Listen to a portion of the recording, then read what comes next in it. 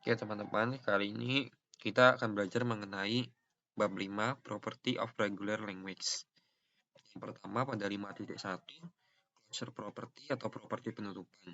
Nah, properti penutupan pada bahasa reguler ini didefinisikan sebagai operasi yang dilakukan pada bahasa reguler yang dijamin menghasilkan bahasa reguler yang baru. Kemudian, teorema. Teorema pertama, kelas dari bahasa reguler ditutup terkait dengan komplemennya. Misalkan, kita membuat DFA A yang menerima bahasa reguler L. Kemudian, kita juga membuat DFA baru, yaitu apetik yang menerima bahasa LC. Namun, perbedaan di keduanya yaitu adalah final state-nya. Di sini tertulis Q dikurangi F, yang berarti Q selisih F. Q adalah himpunan semua state, F adalah himpunan final state. Selisih dari keduanya ini adalah himpunan non-final state. Kemudian kita mengasumsikan bahwa bahasa yang dihasilkan dari apetik adalah LC, yaitu adalah komplement daripada L. Semisal ya, kalau kita lupa, ini himpunan bulat ini adalah L. Kemudian LC adalah sebuah himpunan dari semesta yang tidak mengandung L, berarti yang berwarna oranye ini. Kemudian kita membuktikan kalau X merupakan elemen dari LC, berarti dia bukan elemen dari L. Kemudian X ini kita operasikan terhadap fungsi transisi dari Q0, dan hasilnya kalau dia bukan elemen dari L, berarti dia tidak berakhir di final state. Kalau dia tidak berakhir di final state, berarti dia berakhir di non-final state. Oleh karena itu, maka ini sama. Bahasa string X merupakan elemen dari LC, ini juga sama. Maka LC disebut juga reguler. Kemudian korolari kedua, kelas dari bahasa reguler ditutup terkait dengan irisannya. Jika L1 dan L2 reguler, maka komplement dari L1 dan L2 juga. Kemudian jika kita gabungkan keduanya ini, maka dia juga reguler. Kemudian kita membuat sebuah lema yang baru, tetapi tidak terlalu penting, namanya korolari. Nah, karena gabungannya reguler berdasarkan hukum De Morgan sebagai berikut. Karena dia gabungan, maka berdasarkan hukum De Morgan, irisan dari L1 dan L2 juga reguler. Kita mengonstruksikan L1, yaitu adalah sebuah string X yang merupakan elemen dari 0, himpunan 0 dan 1 bintang, dengan syarat jumlah angka 0, jumlah simbol 0 itu adalah genap. Sehingga gambarnya seperti ini.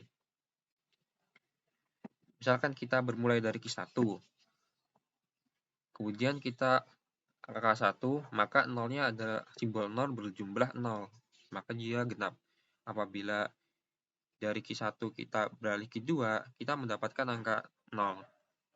Kemudian dari Q2 beralih Q1, kita mendapatkan angka 0. Berarti dia akan mencapai final state apabila jumlahnya genap, seperti itu. Kemudian L2, ini aturannya sama. Perbedaannya adalah jumlah angka 1 adalah ganjil. Jadi, dari P1, apabila ke P2, ia akan melewati angka 1. Tapi kalau semisal kita balik ke P1, jumlah satunya kan genap. Kemudian untuk mencapai ke final state P2, dia harus balik lagi menggunakan 1 ini. Berarti apapun yang digunakan, angka 1-nya akan selalu ganjil. Nah, berikut adalah penggabungan dari L1 dan L2. Jadi kita membuat 4 state gabungan. Jadi kita buat state baru S1 yang merupakan gabungan dari Q1 dan P1, S2, dan selanjutnya. Nah, di sini kita mencari deh. Misalkan Q1 dan P1. Ini jika inputnya 0, dia akan mengarah kemana? Nah, Q1 jika inputnya 0 akan mengarah ke kedua. Dan P1 jika diberi input 0 akan mengarah ke P1. Q2 dan P1 merupakan S3. Jadi di sini kita tulis S3. Dan operasi selanjutnya kita masukkan tabelnya. Kita lengkapi tabelnya. Kemudian jika kita gambarkan akan seperti ini. Kemudian korelari ketiga. Kelas dari bahasa reguler ditutup di bawah selisih. Nah, misalkan L1 selisih L2. Ini sama dengan L1 irisan dengan komplement dari L2. Contohnya, kita punya sebuah bahasa L dengan ekspresi reguler seperti ini. A pangkat N, di mana N lebih dari sama dengan 5.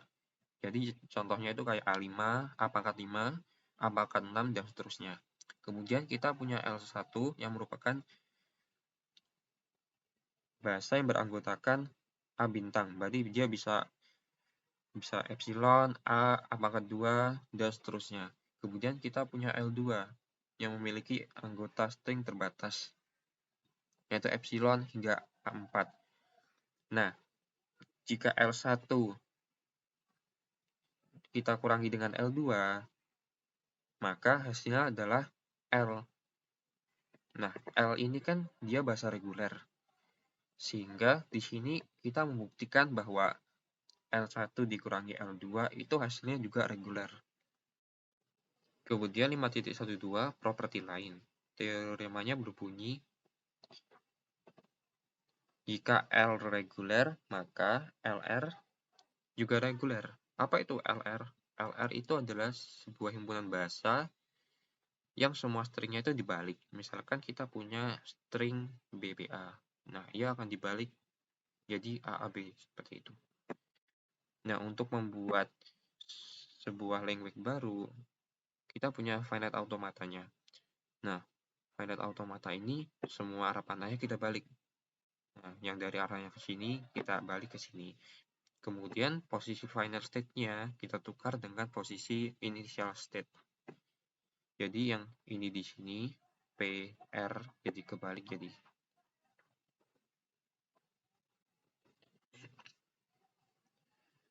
Kemudian definisi baru, misalkan L1 dan L2 adalah bahasa dari sigma, hasil quotient kanan dari L1 terhadap L2 dinotasikan sebagai L1 per L2. Nah, apa itu quotient kanan? Quotient kanan itu sebuah string X yang merupakan elemen dari sigma bintang, di mana terdapat Y yang merupakan elemen dari L2, yang mana jika kita gabungkan antara X dan Y, itu merupakan elemen dari L1.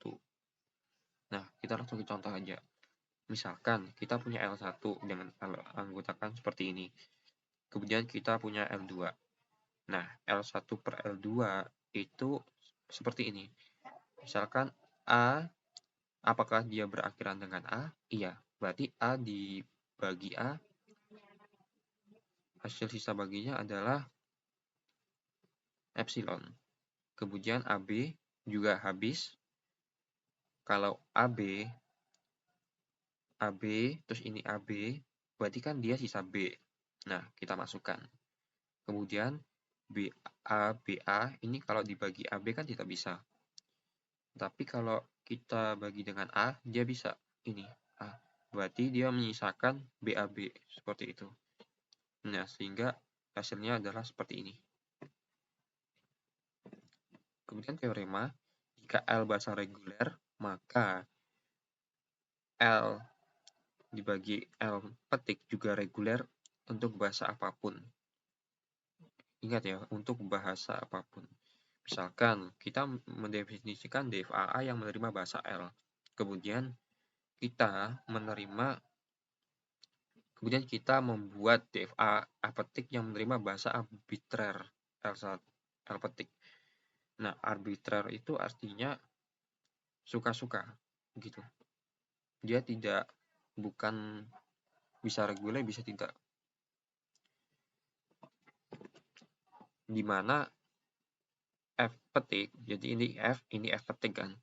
F petik ini adalah sebuah himpunan dari final state yang beranggotakan key yang merupakan elemen dari semua state, dimana jika key kita posisikan sebagai initial state terhadap string X, dia akan berakhir di sebuah final state yang beranggotakan dari himpunan F, yang F di sini. Untuk sembarang string X elemen dari L petik.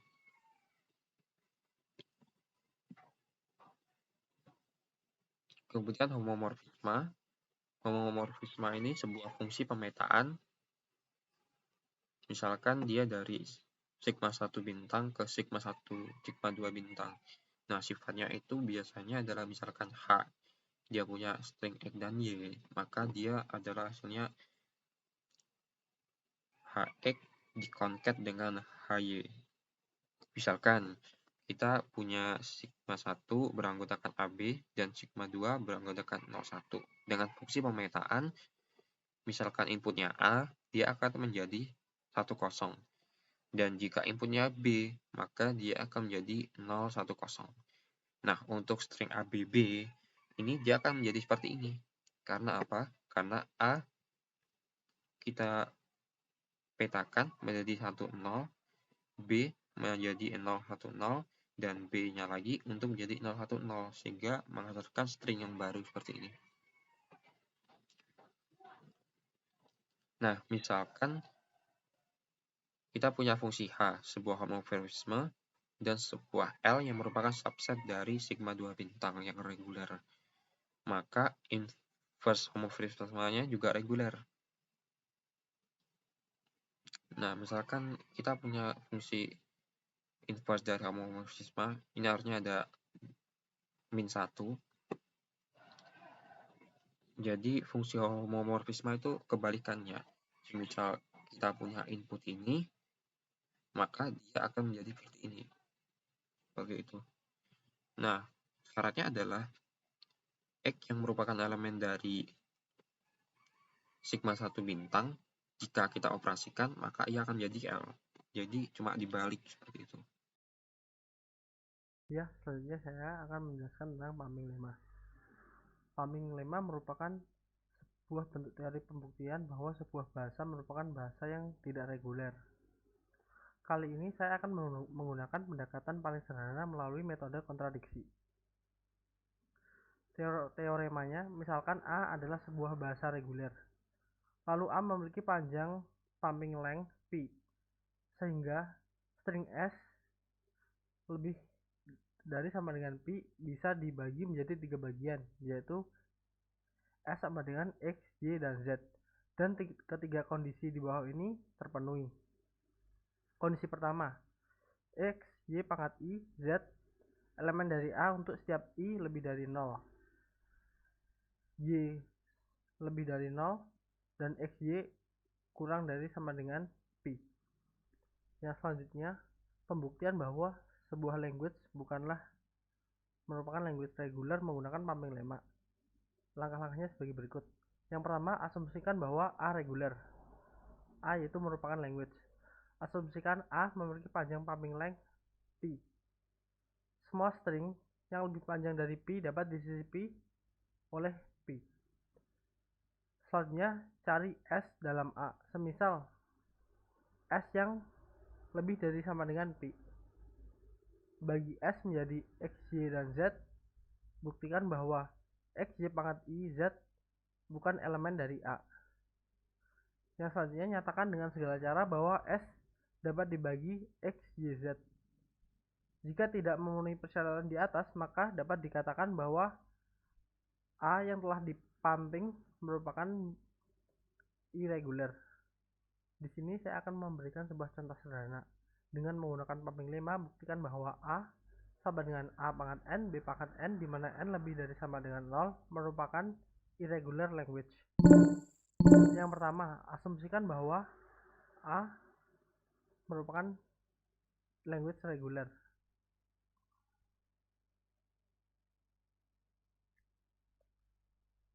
Yang kedua, asumsikan A memiliki pumping length P. Dengan seperti ini, S sama dengan A pangkat P dan B pangkat P. Selanjutnya, misalkan S menjadi 3 bagian, yaitu S, X menjadi X, Y, dan Z. Misalkan panjang P-nya itu 7. Selanjutnya cari S dalam A, semisal S yang lebih dari sama dengan P, S adalah A sebanyak 7 kali dan B sebanyak 7 kali. Jadi S-nya ini memiliki panjang 14. Otomatis 14 itu lebih dari sama dengan 7.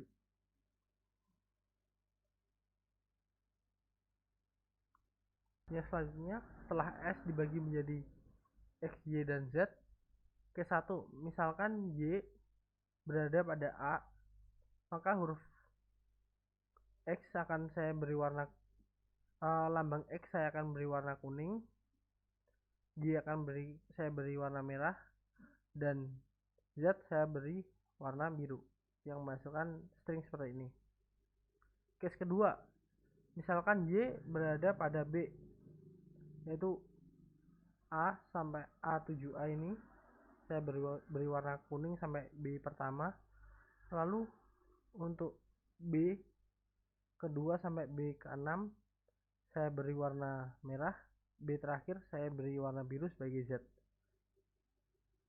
Case ketiga, misalkan Y berada pada A dan B, yaitu untuk 5A pertama saya beri warna kuning, 2A terakhir saya beri warna merah, 2B pertama saya beri warna merah, dan 5B terakhir saya beri warna biru, di mana Y akan berada pada di sini,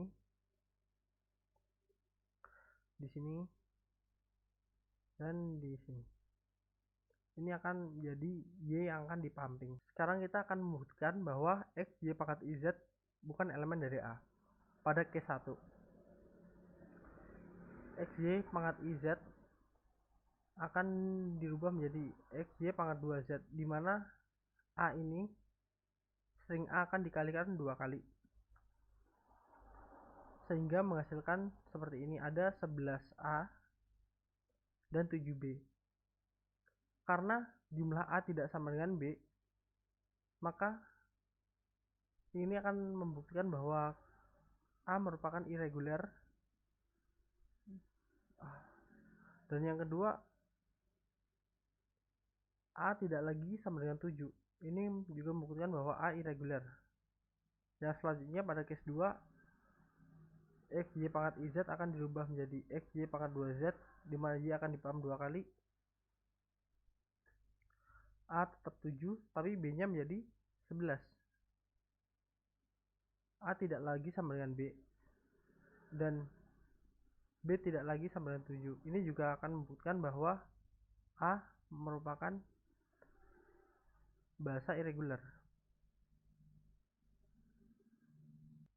Oke, pada case 3 kita akan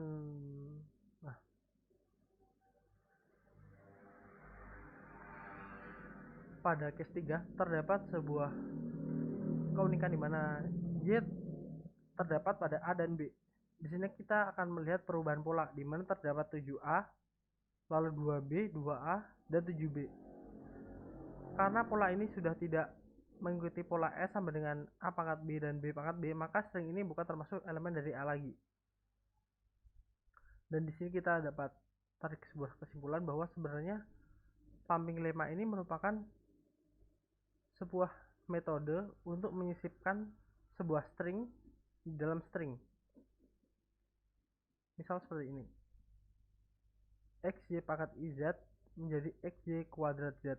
Di sini kita sebenarnya hanya menyisipkan bagian Y yang kita pilih tadi kan A untuk bagian pertama.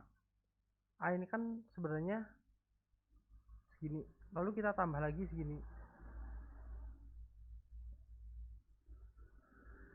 Segini. Nah, kita kalikan 2 gitu aja panjangnya. Kita kasih lagi 1A. Lalu yang kedua juga B. Yang tadinya itu segini ya. Ada 7B. Lalu kita tambah lagi 4 karena yang kita pilih tadi kan 4 kan. Ini 4 terakhir. Nah, ini 1 2 3 4. Nah. Jadi yang sebelumnya itu ini ditambah ini. Karena kita memilih 4 ini yang kita kalikan 2.